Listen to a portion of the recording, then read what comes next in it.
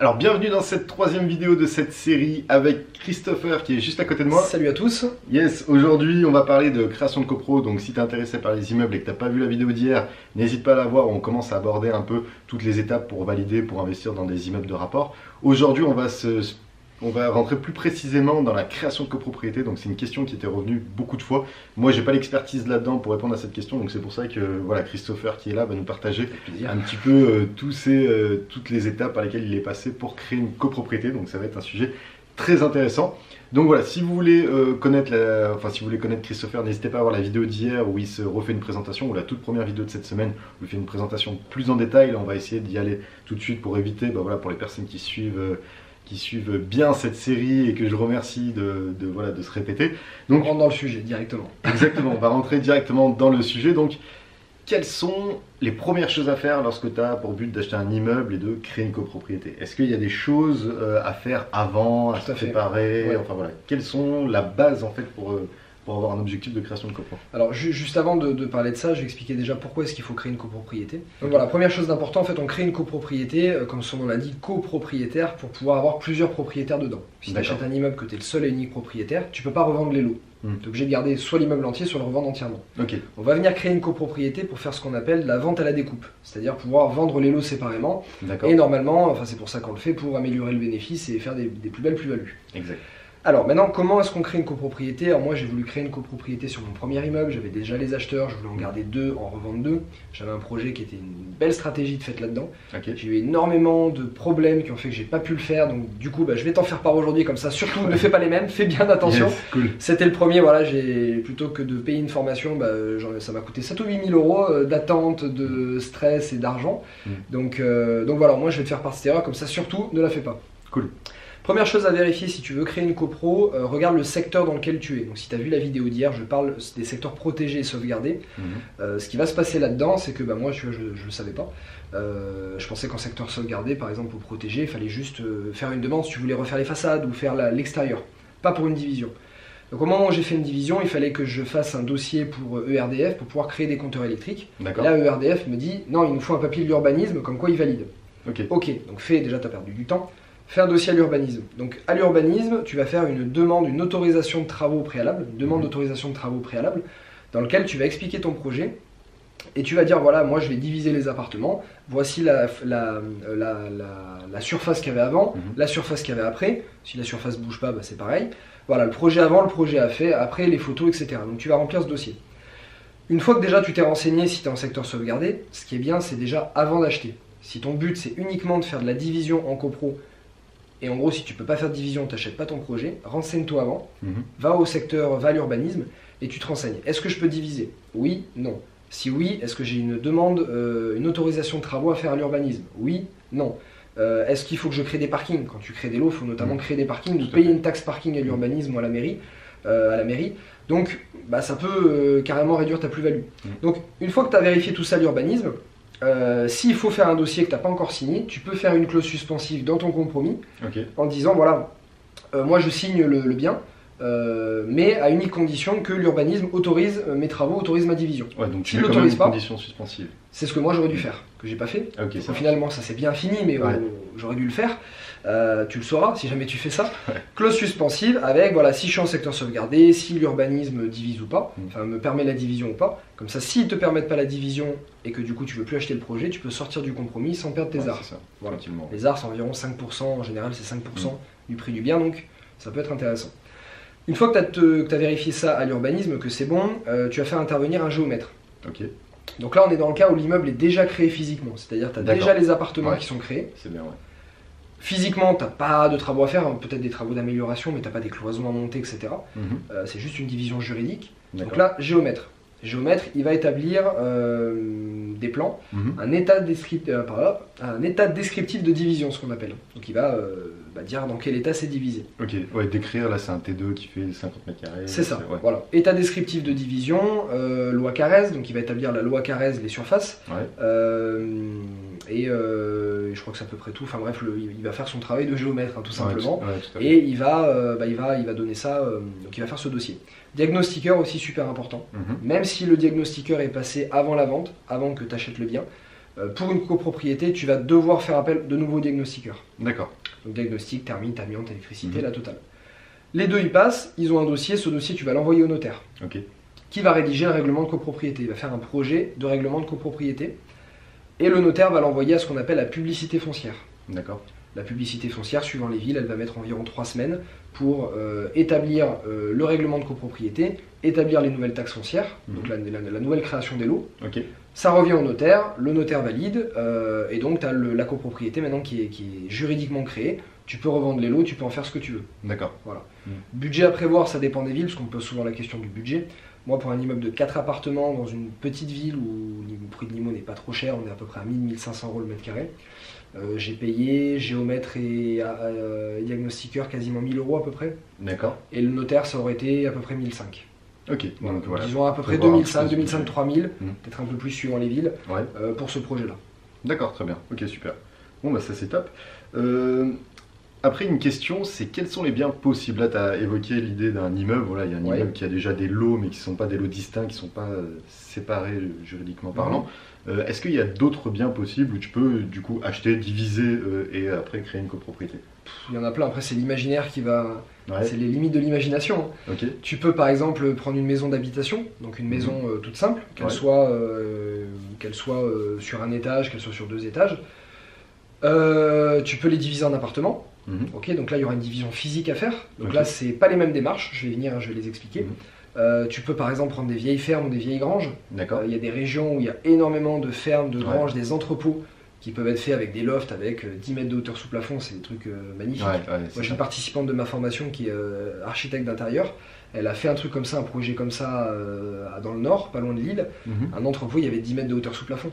Ouais, c'est énorme. Elle a fait un truc magnifique, tu sais, un loft très industriel, typé industriel, avec de la pierre, avec des verrières, enfin c'est des trucs magnifiques. Donc on peut faire comme ça, voilà, vraiment ça va être l'imagination. Ok.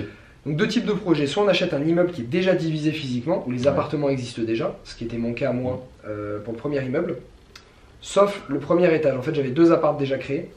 Le rez-de-chaussée, on l'a coupé pour faire une partie commune et un appartement. Et le dernier, c'était des combles. Donc c'était un grenier en fait où on a créé un appartement dedans. D'accord, très bien. Donc moi j'ai eu de tout dans l'immeuble. J'ai eu de la modification, j'ai eu de la création, j'ai eu de la copro, j'ai eu du secteur sauvegardé, j'ai eu. Mais c'est bien, ça forme. Mais non, mais c'est ça. j'ai tout eu dans le même. J'ai tout eu dans le même. Donc ça c'était très bien. Donc voilà, soit immeuble déjà physiquement, donc ça c'est les démarches que je t'ai expliquées tout à l'heure, soit il faut le diviser physiquement. Donc là, donc les mêmes démarches. Une maison que tu trouves et tu dis ok, c'est dans un bon endroit, je vais optimiser la revente, je vais tout découper, je vais créer la copropriété. C'est ça. Donc là en fait, donc pareil, tu vas à l'urbanisme, tu vérifies, création de places de parking, tout ça, ça c'est super important. Parking, urbanisme, est-ce que je peux diviser, je peux pas diviser, il vous dit tout. Là au moins tu es tranquille, tu peux commencer ta division. Première chose que tu vas faire, petit conseil que je te recommande, fais passer un géomètre avant. Normalement, tu n'en as pas besoin, tu peux attaquer tes travaux, mais fais passer un géomètre avant. Moi, j'ai eu le cas, je ne peux pas le détailler ce qui s'est passé, mais en gros, le géomètre s'est aperçu que mon immeuble et l'immeuble voisin étaient un seul et même immeuble à l'époque, qui avait été mal divisé. En gros, j'avais une partie de mes appartements qui était sur l'emprise foncière, donc sur le sol du voisin, dans l'immeuble du voisin. Et donc, pour créer une copro, j'étais obligé d'avoir l'autorisation du voisin. Ah ouais. Le voisin n'ayant pas toute sa tête étant sous tutelle, il fallait passer par son avocat. En gros, 6 mois de démarche pour rien pour qu'au final je crée pas la copro. Je t'ai parlé des détails, mais voilà. Donc super, attention, fais passer un géomètre avant, comme ça il va te dire s'il y a des soucis, il y a un truc avec le voisinage, etc. Très beau conseil. D'expérience, ça peut te faire économiser du stress, de l'énergie, du temps et quelques milliers d'euros. Voilà, donc fais attention à ça. Une fois que le géomètre est passé, qu'il te dit c'est ok, l'urbanisme c'est ok, très bien. Tu vas faire tes travaux. Donc je te recommande un architecte, notamment spécialisé en division. Ouais, c'est mieux. Voilà, au moins tu vas vraiment optimiser ton espace et c'est super important. Architecte, il met les plans. Ok, il fait les plans. Une fois que tu as les plans, tu fais intervenir tes artisans. Demande aux fournisseurs d'énergie de passer avant les artisans, dès que les artisans démarrent, parce qu'ils sont super longs. C'est-à-dire si tu veux créer un compteur d'eau, si tu veux créer un compteur électrique, ils peuvent mettre 6 mois à venir. L'eau ça va à peu près, en général entre 1 et 2 mois c'est fait. L'électricité ça peut prendre 6 mois voire plus. Donc demande-leur, voilà, dès que tu attaques tes travaux, tu leur demandes de passer, suivant le temps que tu prévois pour tes travaux, demande-leur dès le début. Anticipe un maximum, sinon pendant 6 mois tu es bloqué. Ouais, c'est ça. Une fois que tes fournisseurs d'énergie passent, une fois que l'EDF est passé, qu'ils t'ont mis tes compteurs, EDF, ERDF, l'eau, tu vas faire intervenir le consuel. Donc le consuel, voilà un organisme qui vient vérifier la bonne mise aux normes de ton système électrique. Ouais, et qui te la valide aussi. Et qui te la valide. Alors, super important, j'ai eu un électricien en participant la dernière fois qui m'a raconté. Si tu dois prendre un électricien, déjà prends-en un bon. Prends pas un pote à toi qui éventuellement fait ça le dimanche après-midi. Ouais. Prends un vrai électricien qui a une décennale qui est vraiment bien. Parce que les normes, elles sont super complexes, elles se complexifient de plus en plus. Donc il faut vraiment super gaffe parce que sinon le conçu elle passe, ils mettent du temps à venir. Ils te disent que finalement c'est pas bon, il faut casser, il faut refaire. Et ils repassent 4 mois après ou 3 mois après. Donc si tu prends un électricien qui a déjà eu l'habitude de travailler avec le conçuel, il arrive que le conçuel ne se déplace même pas et qu'il dise ok, si c'est cet électricien, on lui fait confiance, on passe pas, on valide. D'accord, ah ouais, donc c'est bien. J'ai le cas avec un élec que j'ai eu là. Ok.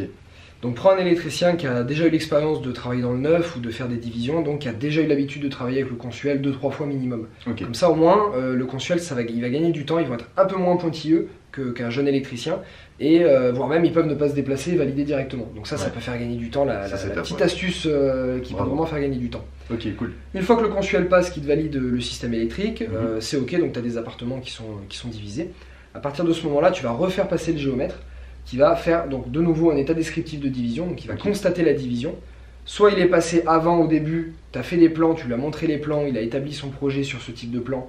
Dans ce cas-là, si tu le fais repasser à ce moment-là, normalement il ne te fait pas payer. Il valide juste que effectivement la cloison elle est au bien endroit là où elle devait être. Sinon, si tu l'as pas payé au début, tu le paieras à ce moment-là. Ouais. Il constate la division, donc état descriptif de division. Nouvelle loi Carrez, donc il va établir la loi Carrez des appartements et répartir les tantièmes. Donc les tantièmes, c'est au niveau de la copropriété. Il va y avoir des charges communes. Exemple, la façade, elle va être pour 4 appartements par exemple. En fonction de la surface de chaque appartement, ils vont se répartir les frais. Si demain il y a une toiture à refaire ou l'ascenseur, si c'est un truc, voilà. Prorata de leur surface, etc. Il répartit les tantièmes, diagnostiqueur qui passe, même procédure que tout à l'heure, diagnostiqueur passe. Une fois qu'il y a ce dossier qui est bon, notaire. Notaire édite le projet, publicité foncière valide et renvoie au notaire. Et hop, c'est bon, les lots sont divisés. Tu peux les vendre et en faire ce que tu veux. Super. Voilà. Ok, bon bah j'espère que ça t'a plu, j'espère que t'as pris pas mal de notes, n'hésite pas à remettre la vidéo en arrière pour bien. Il y a pas mal de trucs juridiques, hein. C'est pas mal de petits mots qu'on n'a pas l'habitude d'entendre. Du coup c'est top, donc bah en fait tu m'as devancé sur toutes les questions, j'allais te demander quels sont les travaux à réaliser mais tu l'as déjà dit, j'allais te demander comment valider, du coup officiellement ça tu l'as déjà dit, et du coup bah une fois que tu arrives à cette étape, bah t'as plus qu'à revendre, parce qu'une fois que ça a été constaté, et encaisser une belle plus-value pour le travail que tu as eu à faire. Voilà c'est ça, et toi du coup qu'est-ce que tu conseillerais? Est-ce que tu revendrais la totalité? Est-ce que tu en garderais? Est-ce que tu garderais la majorité ou pas? Enfin, tu vois, il y a plusieurs stratégies. C'est stratégique, effectivement. Ouais, quand je parle à des gens de division, ils disent soit je garde les appartements à l'intérieur, effectivement, moi je gardais les 2 plus gros appartements. Pour être majoritaire? Pour être majoritaire, comme ça demain je peux décider. Ouais, parce que le fait d'être majoritaire, c'est que tu as le plus de tantièmes, on en revient au même, et ça te permettra d'avoir un plus gros pouvoir de décision. Et si tu n'as pas envie de rénover la façade, tu rénoveras pas parce que c'est toi qui auras la majorité. C'est ça. Qui sera majoritaire. Donc ça, pourquoi pas, soit tu revends tout dans ce cas-là, mais là, vaut mieux être en marchand de biens. Ouais. Si tu achètes un immeuble à 4 appartements, tu n'en as jamais vendu avant, tu fais une copro, tu en revends 2 pour acheter autre chose derrière, normalement, tu risques pas de requalification parce que c'est que 2 appartements, notamment si c'est pas des grosses plus-values. D'accord. Par contre, tu achètes un truc à 6 appartements, tu revends tout d'un coup, fais une société de marchand de biens parce qu'à un moment donné, ils vont te requalifier. Donc soit tu revends tout, moi par exemple ma stratégie, elle peut peut-être t'intéresser aussi, moi c'était de garder 2 appartements en location qui allaient tout juste financer mon crédit, mes charges, et à côté les 2 appartements que je vendais, je faisais une main levée d'hypothèque sur le crédit. Qu'est-ce que c'est une main levée d'hypothèque? Tu vas voir. En fait quand tu achètes un bien, moi j'avais acheté l'immeuble 69 000 €. 69 000 €, la banque est venue mettre une hypothèque sur 69 000 € sur le bien. Ça veut dire que demain je paye pas mon crédit, elle peut venir saisir le bien. Étant donné que j'ai fait des travaux dans les appartements, l'immeuble ne valait plus 69 000, il valait plus. Donc moi ce que je voulais faire c'était revendre 2 appartements, encaisser l'argent et ne pas rembourser le crédit. Parce que quand tu rembourses, quand tu vends des appartements comme ça, tu es obligé de rembourser le crédit au prorata de la surface que tu viens de vendre. D'accord. Moi je voulais garder ce cash pour l'investir en apport dans un autre projet qui allait me rapporter beaucoup plus. Donc en gros j'ai dit je vais garder les 2 appartements. Les 2 appartements où il y a eu des travaux auront une valeur finale supérieure à l'encours de crédit sur lequel il y a une hypothèque. En gros, la valeur de mes 2 appartements finales était de 95 000 €, 100 000 €. Et mon crédit sur 69 000 € plus 30 000 € de travaux, j'étais à 100 000. Donc en gros, la valeur des 2 biens restants était équivalent à l'hypothèque. Donc une main levée d'hypothèque, c'est quoi? C'est-à-dire qu'en gros, comme son nom l'indique, tu vas lever la main, donc tu as l'hypothèque, tu lèves l'hypothèque, tu vends 2 biens, tu gardes l'argent et la banque vient reprendre hypothèque sur les 2 biens restants. Et donc il faut que les 2 biens restants aient une valeur quasi équivalente à l'encours de crédit, voire légèrement supplémentaire. Ok, très bien, comme ça t'évite de rembourser la banque. Ça tu rembourses pas la banque et si tu connais un petit peu le crédit, faut faire du crédit. Ouais, comme ça tu fais des Crédit. charges, comme ça. Tu Effet de levier, tu as des intérêts d'emprunt, tu déduis de la fiscalité, ça te permet de réinvestir sur des plus gros projets comme j'allais faire. Ok. Donc ça a un coût, hein, d'une main levée, c'est pas énorme, ça dépend des notaires et des villes, mais je crois que là c'était un peu moins de 1000 euros. Ouais, c'est ça, 500 c'est 000 quelques euros. centaines d'euros, ouais, tout à fait. Voilà, donc ça peut valoir le coup, donc voilà, si tu fais une division, si tu fais une revente, pense peut-être à faire une main levée, ne rembourse pas ton crédit, sacrilège. Ok, super. Voilà. Bon, bah c'est super, franchement, c'était du gros contenu et j'espère en tout cas que ça t'a plu. N'hésite pas à la liker la vidéo pour féliciter Christopher parce que là il nous a vraiment envoyé du lourd. Si tu as ce projet, n'hésite pas à le mettre dans les commentaires, ça pourrait être cool. Si tu as d'autres questions, pareil, dans les commentaires, n'hésite pas à poser tes questions, Christopher essaiera d'y répondre. Ou sinon, moi j'essaierai d'y répondre en questionnant Christopher s'il n'est pas trop dispo parce que tu pars pour un tour du monde. Donc, Je suis un tour du monde actuellement. Voilà, donc c'est pour ça. Donc à l'heure où la vidéo sera publiée, il sera en tour du monde, donc je sais pas s'il sera trop dispo. En Australie normalement à ce moment-là. Ah cool. Peut-être en train de surfer. Ah, pas mal, pas mal. Donc sur les vagues à l'heure où la vidéo est publiée. Donc voilà, si tu veux retrouver Christopher, comme d'habitude, il y a un lien dans la description, ça t'enverra sur 4 vidéos qui vont t'envoyer du gros contenu, qui vont t'expliquer toutes les stratégies qu'il a mis en place, donc investir à l'étranger, immeubles, location traditionnelle, donc voilà, toutes les stratégies sont dans la description. Et demain du coup, on va aborder le sujet de l'investissement à l'étranger, donc les 2 dernières vidéos de cette semaine. Contenu là aussi. Hein. Ouais, gros contenu sur investir à l'étranger. Sur la demain. Ouais. Et plus précisément demain, ce sera sur se préparer à investir à l'étranger, donc quelles sont les choses à mettre en place avant de te lancer dans l'investissement à l'étranger, de l'investissement du coup à distance. Donc voilà du coup pour ce qui était de cette vidéo, je te remercie en tout cas Christopher. Merci à toi Maxence. Et salut, on se dit à demain. Ciao, à plus, ciao.